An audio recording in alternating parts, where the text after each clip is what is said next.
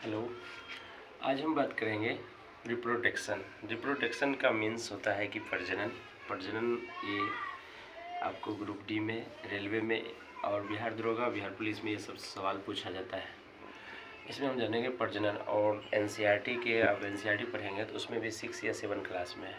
ठीक है, तो प्रजनन सबसे पहले समझते हैं कि प्रजनन कहते क्यों।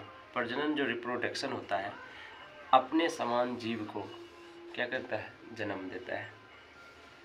प्रजनन क्यों आवश्यकता है, तो कहेंगे जीवों के अस्तित्व के लिए जरूरी है। जीवों का अस्तित्व नहीं रहेगा, अगर नेक्स्ट एक पीढ़ी से दूसरी पीढ़ी नहीं बढ़ पाएगा, तो प्रजनन करना भी जरूरी है।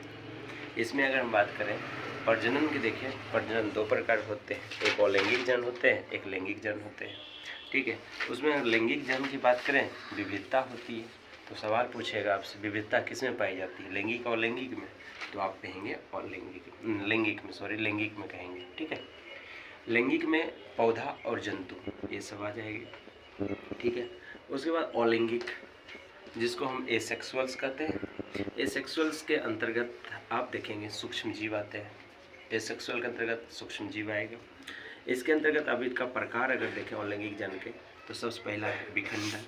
विखंडन की बात करें, 2 प्रकार की विखंडन होती है, एक द्विविखंडन, एक बहुविखंडन है।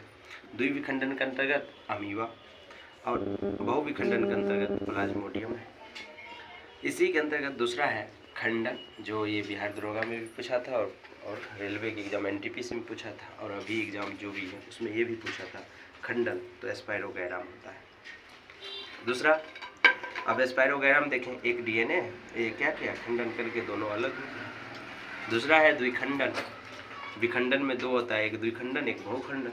द्विखंडन के अंतर्गत आपको आएगा अमीबा।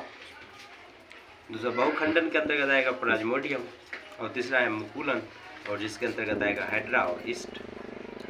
और चौथा है बीजाणु निर्माण, ये प्रक्रिया है जिसको हम कहते हैं राइजोपस कवक, राइजोपस और कवक होगा इसका अंतर्गत। और 5वां आता है कायिक जनन, जिसको हम कहते हैं नेचुरल्स, और दूसरा होता है आर्टिफिशियल्स। नेचुरल्स में आ जाएगा प्रकृति के द्वारा निर्माण होता है, आर्टिफिशियल में मानव निर्मित द्वारा होता है।